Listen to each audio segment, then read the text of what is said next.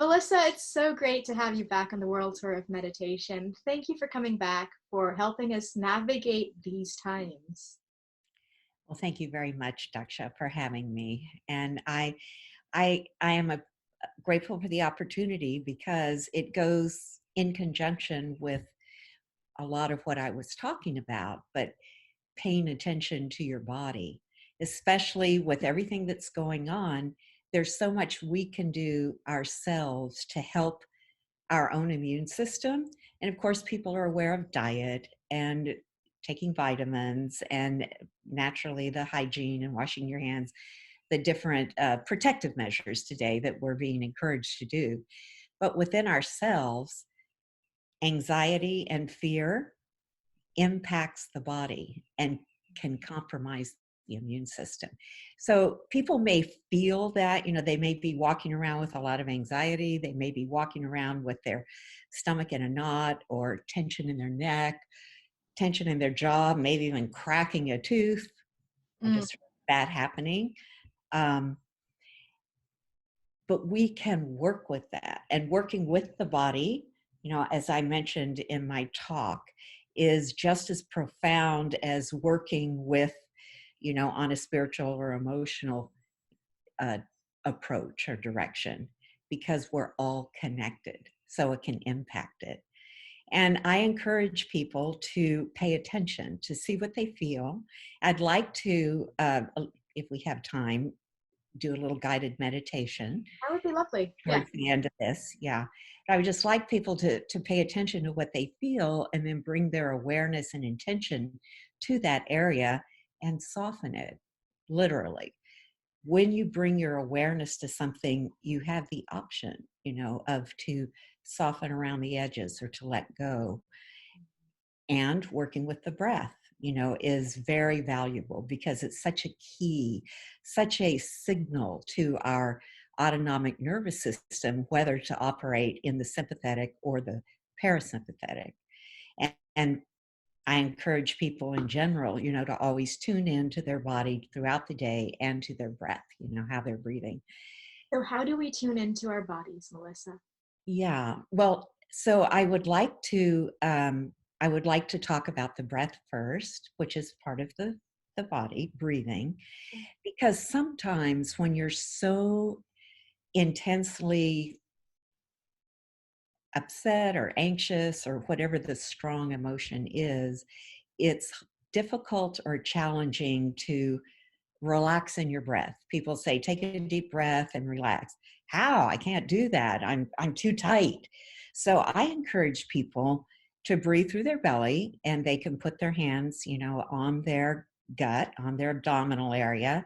And you want to feel your belly rising and dropping with every breath, filling with your inhalation and, moving back with exhalation. And people who have a difficult time with that, you can visualize a balloon, how a balloon fills or bellows, so that the bottom fills up first and you're using the diaphragm fully.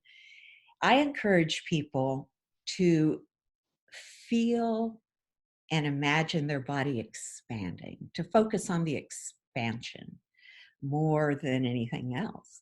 Because when we are in anxiety or fear or anger, any kind of intense emotion like that, our body contracts and it tightens. So feel the expansion and know that when you breathe, you are feeling an openness, an expansion in every direction. Your spine lengthening, your skull widening, your shoulders widening, your rib cage widening, your hips, your torso and your legs moving in opposite directions from the hips, from the pelvis area. And sorry.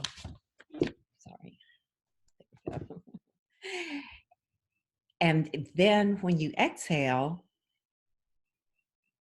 longer than you inhale. Exhale 2 or 3 counts longer, Mm. if you count, but just exhale longer than you inhale, which will automatically require you to inhale deeper. It also, Sorry about that. Totally fine. Maybe they're chimes, heavenly chimes. Anyway, um, yes, because when you exhale more fully or Mhm. longer than you inhale, you're exhaling more of the used, oxygen of the carbon dioxide, getting it out so Mm. that you can then more fully oxygenate your blood with a better breath. So and so you do want to focus on the exhale, but I like to, and letting go. But I like to encourage people to feel and imagine the expansion and then to exhale longer. I love that. That yes, and slowing the breath down. As you do that, you can even play a game at night. People who have a difficult time going to I've sleep, they heard that a can lot from people recently. yeah, work with their breathing and then play a game with slowing your breathing down. So exhale longer and you will slow your breathing down. You end up stimulating the parasympathetic that everything's okay. Rest and digest. Even in this moment, no matter what is going on, we can be okay. And so that's very important. So that's that's one way.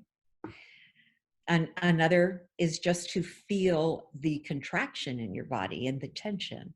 So for different people, they hold it in different places. Mhm. Um, Wherever that may be, go to that area. Now, if it's your jaw, and I say, then with your intention, see if you can soften it. So I can't do that. Okay, well, then move it. Move your jaw side to side. Move your jaw in a circle Mm. in both directions. Movement breaks up contraction patterns. Just blinking breaks up tension patterns in your face. And so it nurtures and nourishes your eyes and brings more circulation to the eyes. Most people who are on computers and PDAs don't blink enough. And that's another contributing factor to deteriorating vision just because it's one of the small, many factors that inhibits circulation. Okay. So movement breaks up, tension patterns. So If it's in movement, your breath. movement and breath, and if it's in your shoulders, again, with more practice, you can do it with your intention, just soften and let go. The key word being softening, but movement can help. So if you are tense in your shoulders and your neck, move your head in a circle. If there's pain, do smaller circles. Don't not do it. Even the imagining, because that activates our neural pathways. The same with the shoulders. I encourage people to move one shoulder at a time in a circular rotation and then the other direction, because that will break up the tension between the shoulder blades, which is often there. So How if you move them both at the same time like this, yeah, that helps here, but it doesn't break up the tension between the shoulders. So one at a time is better. I've never heard that before, Melissa. That's wonderful. Yeah, it's very helpful. So if I can And summarize what you've said so far, uh, mhm, that in these times, especially in these times, there's two tools you're suggesting everyone use: the breath, and in the in breath, expand, mhm. and in the out breath, slow it down. And exhale longer than you inhale. Slow it down, exhale, and yes, imagine and self-talk with letting go, layers and layers of letting go, of course. And in the second piece, the movement, not the movement, sorry, the body, the first step is to soften. And if you are finding that difficult to do, then move with the intention of softening. Yes. Okay, cool. Right. Yes. And the importance of this Mhm. is that it triggers the parasympathetic. It brings more circulation. And that creates relaxation. And So if why you tell, is that important right now? yes, and that will enhance your immune system. It will help keep you well. If there's space, the body needs space. we are incredible creatures. You know, we are complicated, highly evolved, very complex, but also very simple in that if there's enough space and opportunity, the body will self correct, will self heal given the right support. Wow. And so we can, um, we can maintain and increase and keep a healthy immune system by practicing that. Thank you so much. Could you Mhm. guide us through a short 2 to 5 minute experience?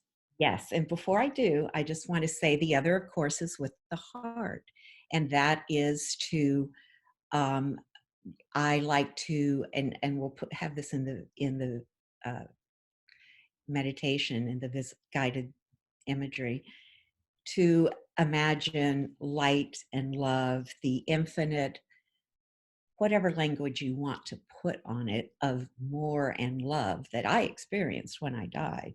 Bring that love into my body and into my heart and fill my body with that light.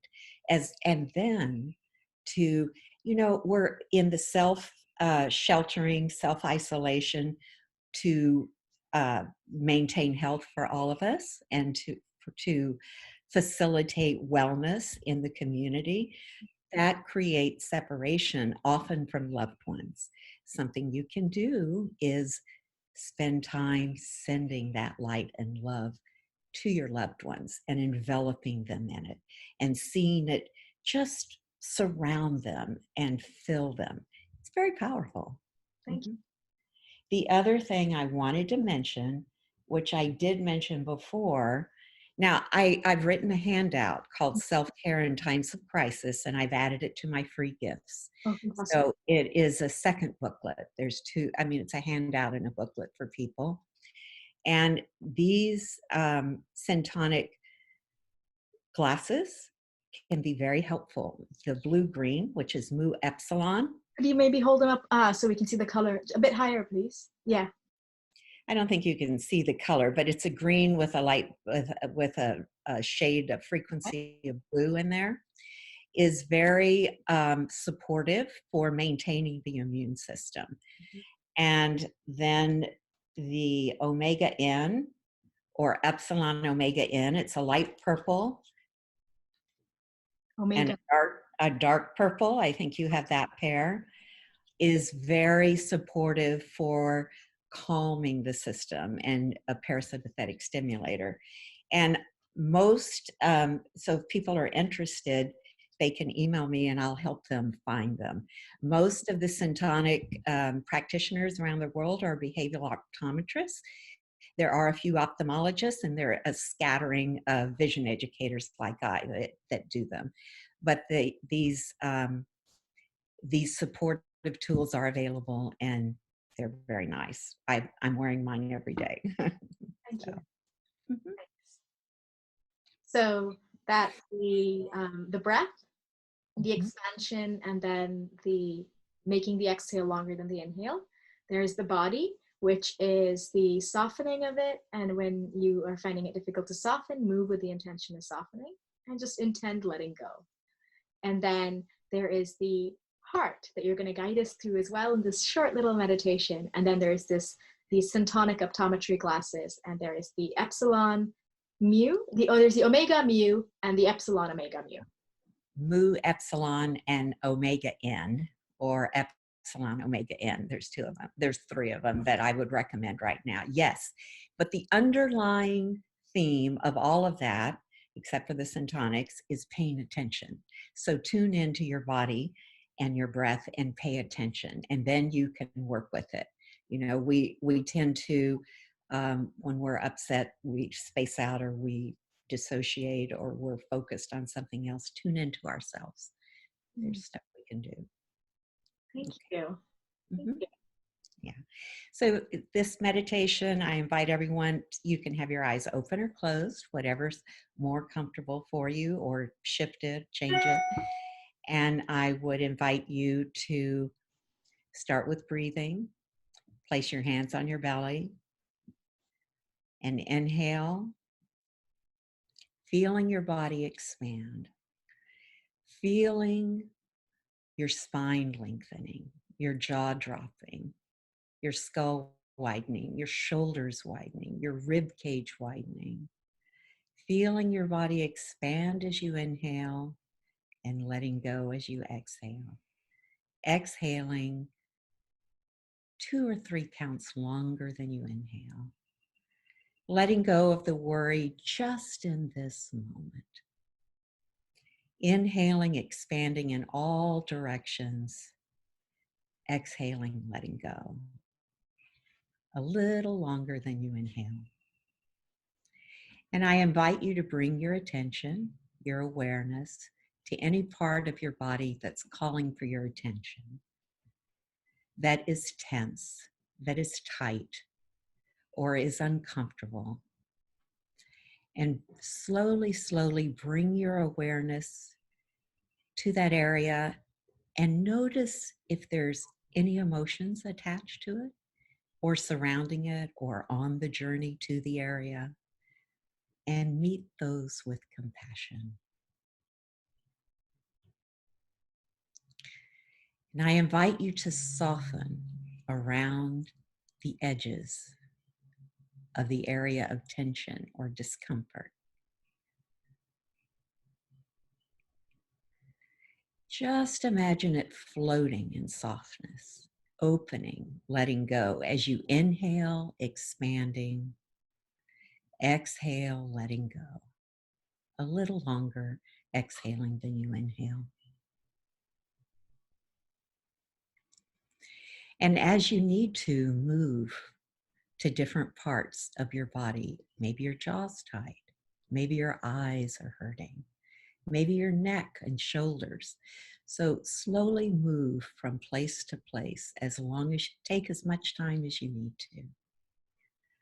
to connect with the tissue, with the area, and meet it with compassion and space, softness, even around the edges.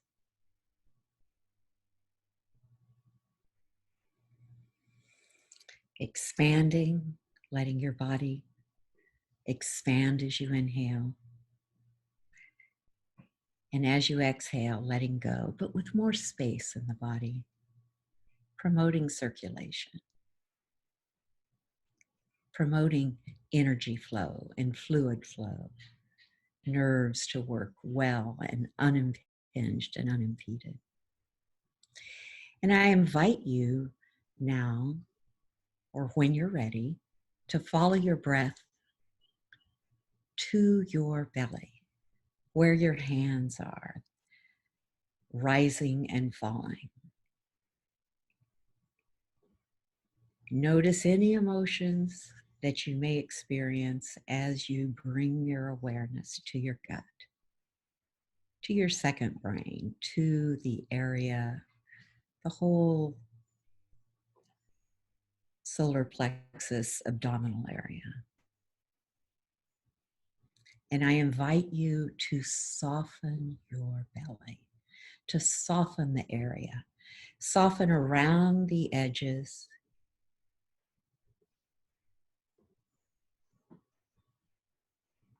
And as you do, you may notice the rest of your body letting go, softening the belly. And I invite you, when you're ready, to bring light and love from the universe, from God, from Source, whatever your language is, a concept. Bring that, and whatever color is right for you, if there's a color, or a sensation, an awareness, an invitation of light and love into your body, into your heart, filling every cell, every space, every joint, every tissue, every organ, bathing your heart, bathing your lungs, bathing your gut with healing light, with love.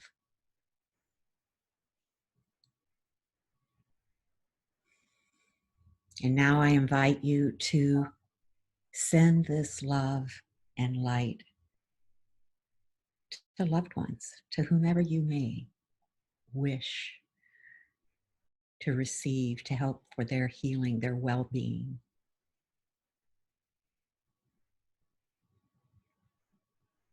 Wherever they may be. And then to the whole world, to the whole community of all of us who are all connected and need each other right now.